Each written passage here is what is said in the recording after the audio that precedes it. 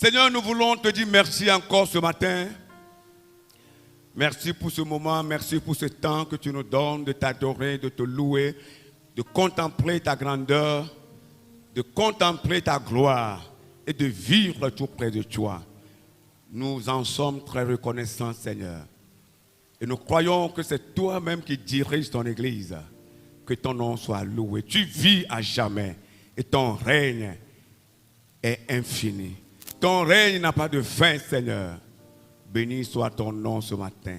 Nous voulons nous confier à toi en ce moment où tu vas nous parler. Notre Dieu, notre Père, que ton esprit nous parle. Que ton esprit nous parle. Que ton esprit nous parle. Que ton esprit nous parle. Que ton esprit nous parle. Que ton esprit parle à ton peuple et à ton Église. Seigneur, viens et parle à ton Église. Merci Seigneur. Merci Jésus. Merci Seigneur. Merci Jésus. Au nom de Jésus, nous avons prié. Amen, amen. Alléluia. Je voudrais que tu prennes la Bible, la parole de Dieu, et que tu ouvres le livre de Matthieu. Matthieu, le chapitre 11.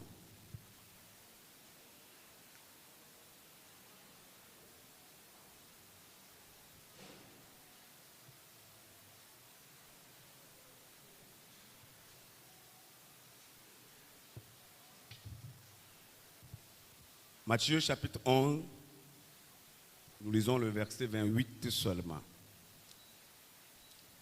Matthieu chapitre 11, verset 28. Venez à moi, vous tous qui êtes fatigués et chargés, et je vous donnerai du repos. Vous permettez que je puisse encore le relire. Matthieu 11, 28. Venez à moi, vous tous qui êtes fatigués et chargés, et je vous donnerai du repos. Que le Seigneur, encore une fois, bénisse sa parole dans nos cœurs. Répondez Amen. Bien-aimés frères et sœurs dans le Seigneur, je veux rester dans le thème du programme de notre prière. Le thème qui nous a dirigés toute la semaine, les matins, de 5h à 6h. Et ce même thème qui va continuer sûrement la semaine prochaine dans les soirées. Alors, je vais rester dans le même thème pour prêcher ce matin. C'est pourquoi j'ai donné un sous-thème que j'ai tiré du grand thème. Décharge-toi de ton fardeau. Amen. Décharge-toi de ton fardeau. Quel que soit le poids, quel que soit le poids de ce fardeau, quelle que soit sa durée dans ta vie, sous ton cou, sur ton épaule, il faut te décharger de ce fardeau. Au volant de sa camionnette, un homme qui parcourait un sentier rural aperçut un jour une femme. Une femme portant sur son cou, sur sa tête et sur son épaule un lourd fardeau. Et ce conducteur de camion ou de camionnette a eu pitié de cette femme et s'est arrêté auprès d'elle. Il pouvait dire à cette femme, Madame, viens rentrer dans ma voiture, car j'ai vu la souffrance que tu endures sous ce fardeau que tu traînes. Et celle-ci est rentrée dans la voiture en arrière en remerciant cet homme. Quelques instants plus tard, l'homme, c'est-à-dire ce conducteur de camion, a remarqué quelque chose d'étrange. Qu'est-ce qu'il a remarqué? Il a remarqué que cette femme, cette passagère, assise dans le camion, mais continue à garder son fardeau sur son épaule. Elle a toujours gardé son fardeau sur son épaule. Elle a toujours gardé ce fardeau qui pesait sur elle, sur sa tête. Quand bien même elle est assise dans la voiture. Alors, le conducteur, s'en étonnant, il a exhorté ainsi. Madame, vous feriez bien de déposer votre fardeau pour vous reposer. Ma camionnette est capable de vous transporter vous-même et vos affaires. Détendez-vous donc un peu, madame. Bien-aimés frères et sœurs dans le Seigneur, je crois que cette attitude qu'a adoptée cette femme dans cette camionnette est l'attitude que bon nombre de croyants ou de chrétiens adoptent de nos jours. Bien que nous soyons avec Jésus-Christ, le maître de notre vie, bien que nous soyons avec le Seigneur, le Tout-Puissant, celui à qui le Père a donné tout pouvoir, bien que nous soyons avec ce grand homme qui n'est pas à comparer, c'est-à-dire il n'y a pas son comparable sur cette terre, Jésus est au-dessus de tout homme. Et aucun Dieu, que ce soit sur la terre, sous la terre, dans les cieux, dans les airs, n'est comparable à lui. Bien que nous soyons avec cet homme puissant, nous avons toujours nos fardeaux sur nos épaules. Et nous croyons que notre propre force, notre savoir-faire, nos techniques pourront nous aider à s'en sortir. Or, la Bible que nous venons de lire nous dit, venez à moi, vous tous qui êtes fatigués et chargés. Que ferons-nous du fardeau de la peur qui nous anime lorsque nous sommes en face d'une situation? La peur qui nous anime quand on nous dit qu'un sorcier veut nous manger, il veut dévorer notre chair. Que ferons-nous de cette peur? Que ferons-nous, frères et sœurs, de l'angoisse que nous avons souvent dans nos cœurs lorsque nous traversons une situation? Que ferons-nous de cette difficulté, de ce fardeau qui pèse sur nous lorsque nous avons de la peine à marcher, à continuer avec le Seigneur notre Dieu? Dieu voudrait nous inviter ce matin, quel que soit ce qui pèse sur nous, à nous approcher de lui. Praise the Lord. Le Seigneur nous invite ce matin, quel que soit ce que nous traversons, quel que soit ce que nous vivons au quotidien, dans ta famille, dans ta maison, dans ton service, peut-être avec tes chefs hiérarchiques, peut-être avec tes collègues de service, ou même au sein de l'Église, ce que nous vivons, tout ce que nous vivons, et qui constitue de fardeaux qui pèsent sur notre épaule, sur notre tête. Dieu nous invite ce matin à nous décharger de ces fardeaux. Praise the Lord. Il nous invite à les abandonner et à les oublier. Oui, quand vous voulez vous approprier de ces fardeaux, ils vont peser sur vous. Mais lorsque vous les remettez au Seigneur, vous serez léger et vous allez continuer la marche. Vous devez être un homme ou une femme qui à chaque instant essaie de banaliser certaines choses. Comme on le dit souvent. Vous ne devez pas donner assez de considération à certaines situations que vous serez invité à traverser. C'est très important. Écoutez ce que la parole de Dieu déclare dans 1 Pierre, le chapitre 5, le verset 7. 1 Pierre 5, verset 7. Il dit ceci, je cite, « Et déchargez-vous sur lui de tous vos soucis, car lui-même prend soin de vous. Déchargez-vous sur lui de tous vos soucis, car lui-même c'est qui? Seigneur Jésus-Christ.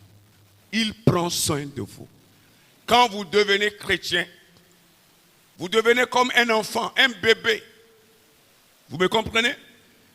Quand vous recevez Jésus-Christ, la Bible dit que les choses anciennes sont passées et toutes choses sont devenues nouvelles.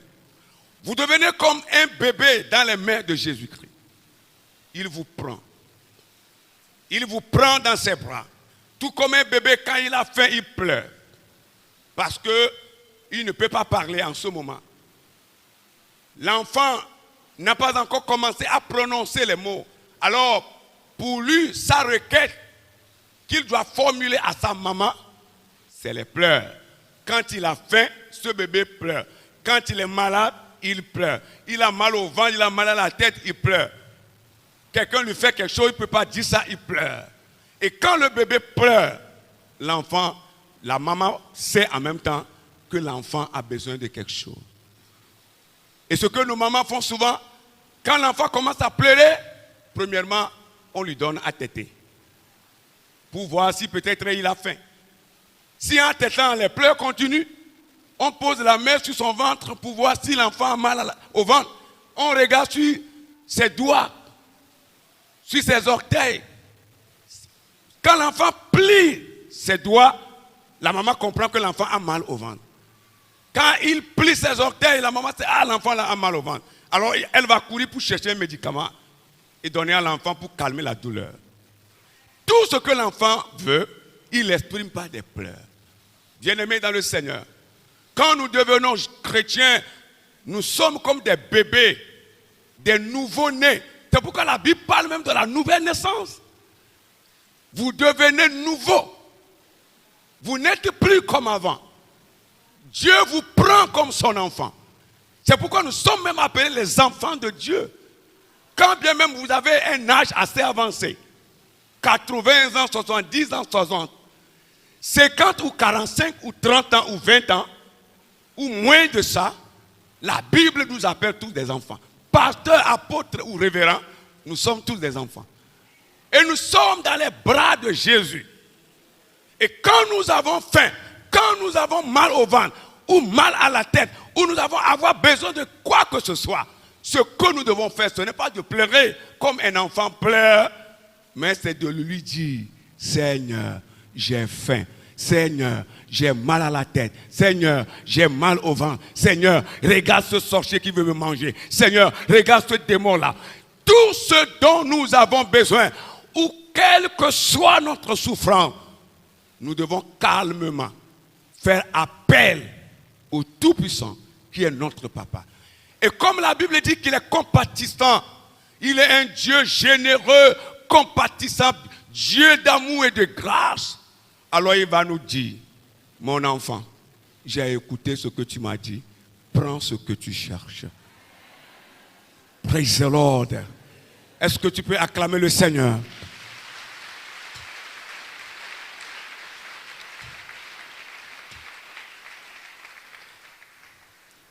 Vous voyez, quand l'enfant ne pleure pas, peut-être il a faim ou il a mal quelque part. S'il ne pleure pas, la maman ne lui fera rien. Si vous ne dites rien à Christ et que vous prenez votre fardeau, vous gémissez sous ce fardeau, vous ne voulez rien dire à Dieu, ça va peser sur vous.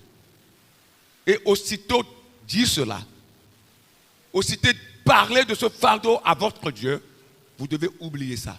Vous devez apprendre à oublier ce fardeau et vous devez considérer les promesses que Dieu vous a faites plus que ce fardeau. C'est ça. Mais vous voyez, c'est un peu difficile pour les chrétiens aujourd'hui. C'est un peu difficile. C'est comme un chrétien qui est en train de traverser une difficulté. Et son ami l'a visité à la maison et lui a demandé, tu as quoi? Elle dit, j'ai mal au sein. Parce que le médecin a diagnostiqué une boule dans mon sein. Et on me dit que je serai opéré prochainement. Alors c'est ce problème-là que je vis. Et son amie a commencé à pleurer. Elle a commencé à pleurer. Et celle qui souffre lui a dit, pourquoi tu pleures? Quand tu es venu chez moi, est-ce que moi je pleure? Pourquoi tu pleures? Ne me donne pas de soucis. Ce dont je souffre, je l'ai déjà dit à mon Dieu. Et il m'a promis me guérir. Alors j'espère recevoir ma guérison. La boule est toujours là. Mais je sais qu'il a écouté ma prière et il me guérira. Je vous donne une histoire vraie. À la suite de l'histoire, cette femme a été guérie. La boule a disparu. Le médecin lui a dit, le Dieu que tu adores, adore-le encore plus qu'avant dans la persévérance. Praise the Lord. Mais lorsque vous parlez de votre problème et que vous réfléchissez encore sur ça, ça vous agace, ça vous malmène. Et vous croyez que vous êtes le plus malheureux sur toute la terre. Vous savez, quand j'étais pasteur dans le village où on m'a été affecté, je vous ai souvent dit ça, je me considérais toujours comme le pasteur le plus heureux de toute la préfecture de Yoton. Et j'ai toujours la joie qui rayonnait sur mon front. Ça ne veut pas dire que je n'ai pas de problème. Nous avons été persécutés, durement persécutés. Nous avons été persécutés. Ma femme a été persécutée. J'ai été persécuté. J'étais malade mourant. Ma femme était malade mourant. Mais la joie est toujours là. Parce que nous avons la foi que celui qui nous a envoyés ne nous a pas dit que vous irez là-bas pour mourir, mais il a dit, vous irez pour aller sauver des âmes. Et nous sommes encore vivants. Ma femme est là, je suis là. Nous serons encore toujours là. Par la grâce de Dieu. Si quelqu'un veut nous tuer, il va nous devancer. Au nom de Jésus de Nazareth. Il va nous devancer, c'est la vérité. Nous ne prions pas pour que quelqu'un meure. Mais quand tu veux me tuer, tu meurs. Oui, c'est la vérité. Vous devez croire à ça. N'ayez pas peur de quoi que ce soit. Votre Dieu est grand. Il est puissant. Déchargez-vous de tous vos fardeaux. Ne prenez pas ce fardeau comme cette femme assise dans la voiture, mais toujours avec le fardeau sur son épaule. Non. Quand vous le faites, on va vous considérer comme un fou ou une folle. C'est la vérité. C'est la vérité. Écoutez ce que Proverbe dit. Proverbe 12. Proverbe 12. Le verset 25 dit, comme de l'eau fraîche pour une personne fatiguée, ainsi est une bonne nouvelle venant d'une terre lointaine. Vous permettez que je puisse encore relire. Proverbe 12, 25. Comme de l'eau fraîche pour une personne fatiguée, ainsi une bonne nouvelle venant d'une terre lointaine. Oh, vous permettez que je puisse vous le dire. C'est la prophétie que j'ai reçue du Seigneur pour toi. La bonne nouvelle t'attend. Et elle ne tardera pas. Reçois cette eau fraîche qui est sa parole pour que ton cœur soit apaisé. Les prochains jours, je dis bien, une bonne nouvelle. Une bonne nouvelle. Une bonne nouvelle venant de ton Dieu est en train de t'attendre. Reçois-la au nom de Jésus-Christ. Oui, si tu crois, tu verras la gloire de Dieu. Je voudrais vous parler d'une femme. Et après cela, nous allons prier. Dans la parole de Dieu, dans la Bible, nous trouvons une femme. C'est notre aïeule. Notre aïeule, Anne, que vous connaissez bien. Nous allons lire son histoire dans le livre de 1 Samuel. À cause du temps, nous n'allons pas lire tout. Nous allons lire seulement verset 11 jusqu'au verset 20. Mais à la maison, vous pouvez lire tout le chapitre. Vous pouvez lire chapitre 1, chapitre 2, et vous allez voir tout. 1 Samuel, chapitre 1er, le verset 11 au verset 20. Il dit ceci. Et elle fit un vœu en disant, Éternel des armées, si tu daignes regarder l'affliction de ta servante, et si tu te souviens de moi, et n'oublie point ta servante, et si tu donnes à ta servante un enfant mâle, je le consacrerai à l'Éternel pour tous les jours de sa vie, et le rasoir ne passera point sur sa tête. Comme elle restait longtemps en prière devant l'Éternel, Élie observa sa bouche, en parlait dans son cœur et ne faisait que remuer les lèvres.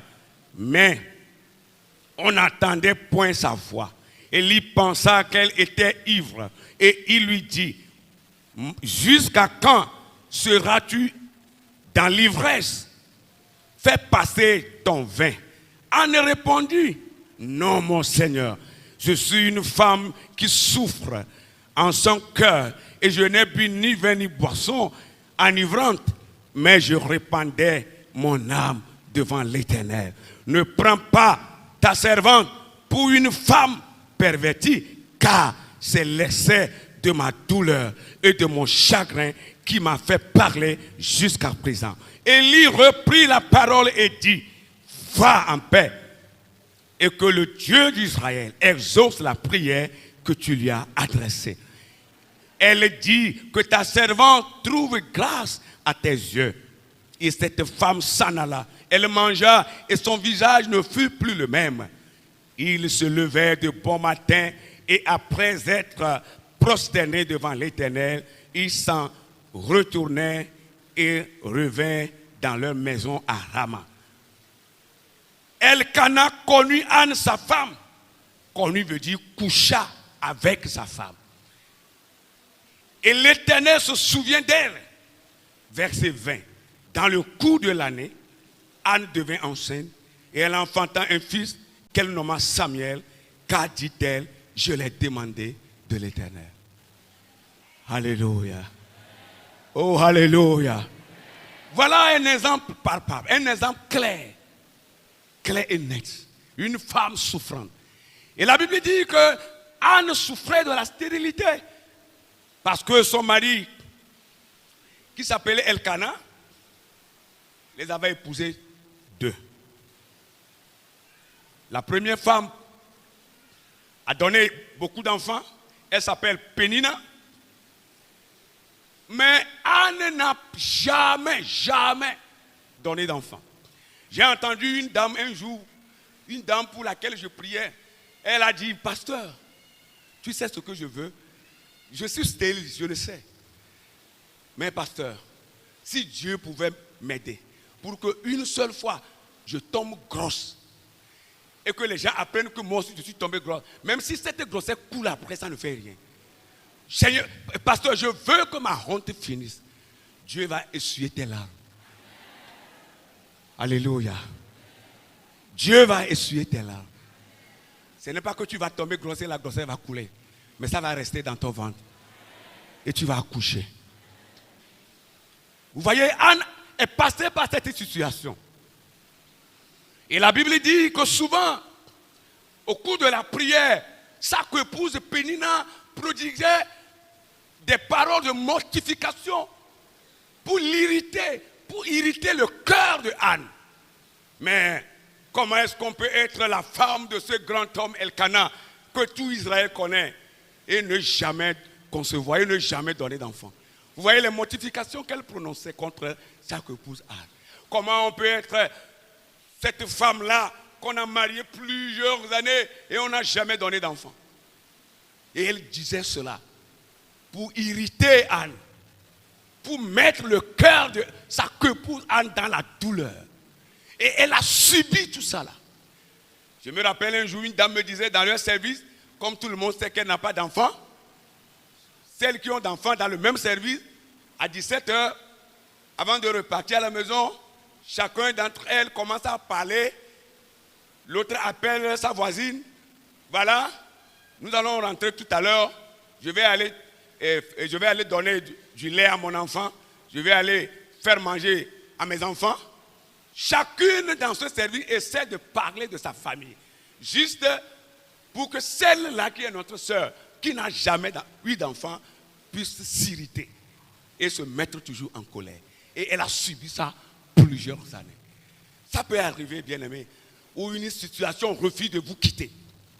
Une situation que vous traversez refuse de partir. Ça refuse, ça reste là. Et vous allez subir les moqueries. Les gens vont se moquer de vous. Ce n'est pas seulement la stérilité. Non. Peut-être que pour vous, ce n'est pas ça. Vous avez un autre fardeau, un autre problème qui pèse sur vous. Vous avez tout fait, ça refuse de partir. Et vos voisins, ceux qui sont là, vous connaissent pour ça.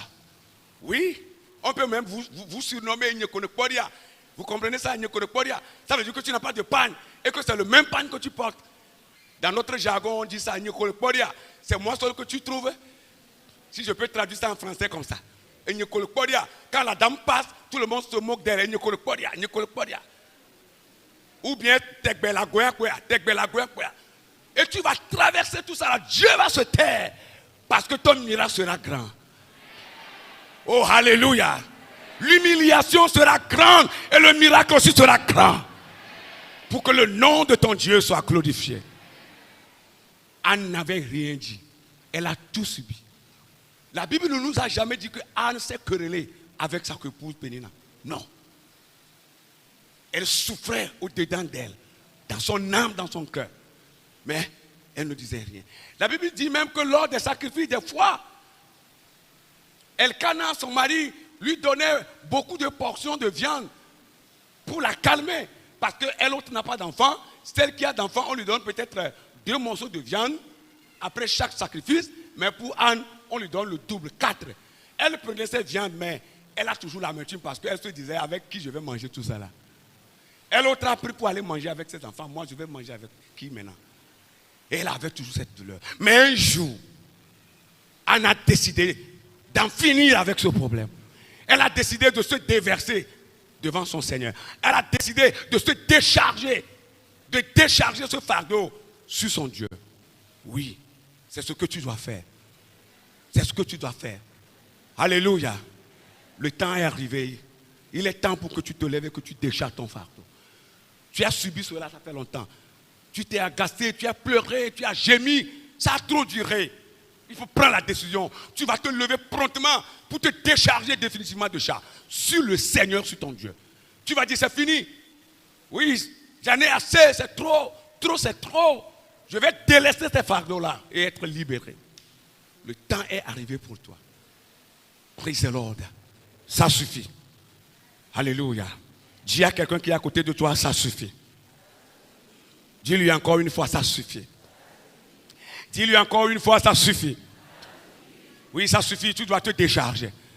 Tu dois te décharger. Tu as trimballé ça trop, c'est trop. Décharge-toi de ton fardeau. Dans cette situation, Anne n'a pas désespéré.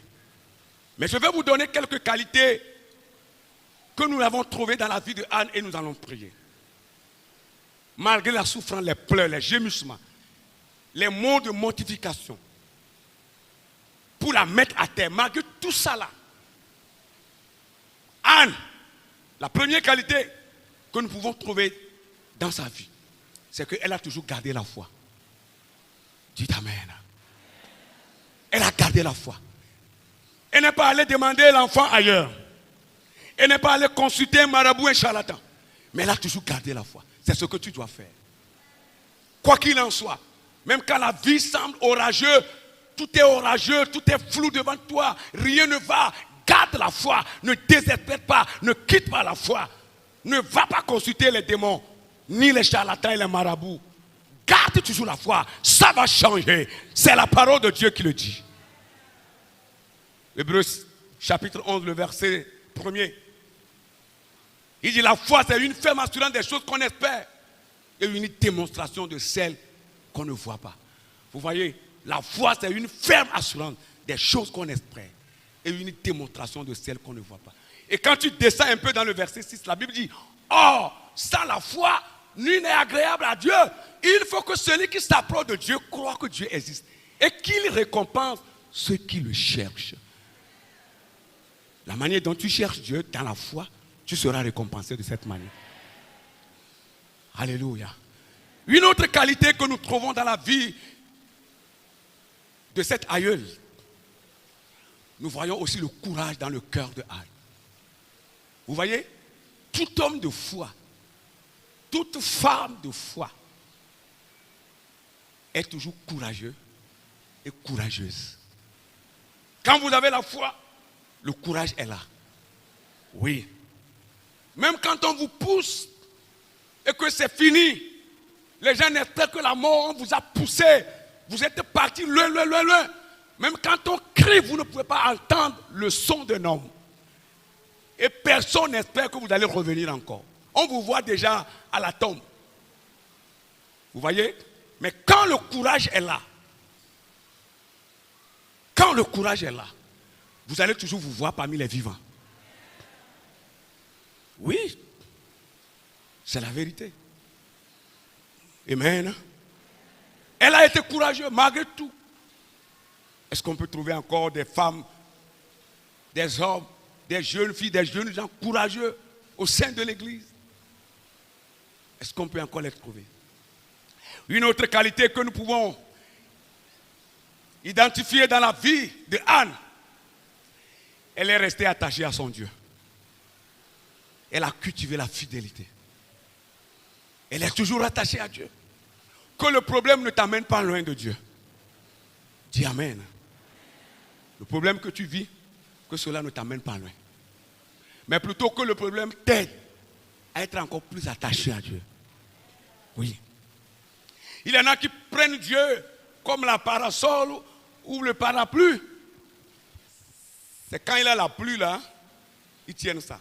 Après la pluie, ils déposent. Non? Il y en a, ils sont comme ça. Quand tout va bien là, ils ont Dieu à la main. En ce moment, Dieu est parasole. Il est parapluie pour eux. Parasole, c'est ce qu'on utilise dans le chaud soleil. Mais quand ça va mal là, ils déposent ça, ils vont ailleurs. Pour aller chercher la solution. Anne, malgré tout, est restée fidèle, attachée à Dieu. Tu t'amènes. Elle ne s'est pas promenée sur les prophètes. Jusqu'à se promener sur les faux. Aujourd'hui, les gens se promènent sur les serviteurs de Dieu jusqu'à se promener sur les faux serviteurs de Dieu. Sans le savoir. Les problèmes les amènent très loin. Toi, sois différent de ces gens. Que ton cas soit différent. Alléluia. Que ta manière de concevoir les choses, de voir les choses soit différente. Oui. Telle doit être ton attitude. Être attaché à Dieu dans la fidélité. Tôt ou tard, le miracle apparaîtra. Le matin, tu as pleuré. Midi, tu as pleuré peut-être. Et le soir, les gens se sont moqués de toi. La nuit, tu n'as personne pour essuyer tes larmes. Au petit matin, la solution de Dieu est là avec toi. La gloire de Dieu vient te visiter. Pour que tu oublies tes soucis. La fidélité et l'attachement à son Dieu, à son Seigneur. Et la quatrième et dernière chose dont je veux parler, que nous avons identifiée dans la vie de cette femme vertueuse. Cette femme vertueuse, Anne. Nous voyons une quatrième chose dans la vie de cette dame, qui est la prière. La prière. La prière. Le chrétien doit prier. Anne a toujours prié.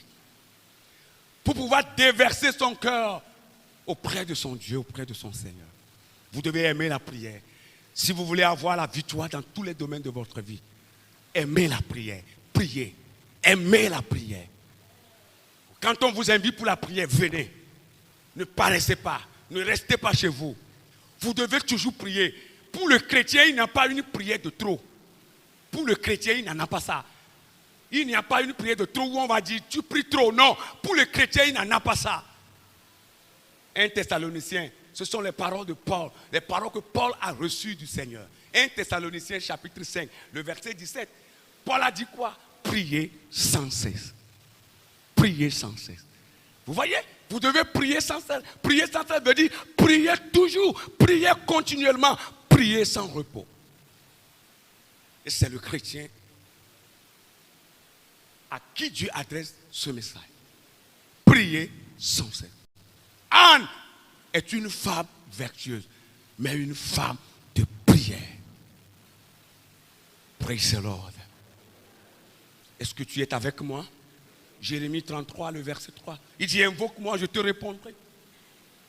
Je te répondrai et je te montrerai des choses cachées, de grandes choses que tu n'as jamais vues. C'est dans la prière qu'on obtient le résultat qu'on cherche. C'est dans la prière qu'on a la solution à ces problèmes. C'est dans la prière qu'on reçoit ce qu'on cherche. Quand vous ne priez pas, vous n'avez rien. C'est la vérité.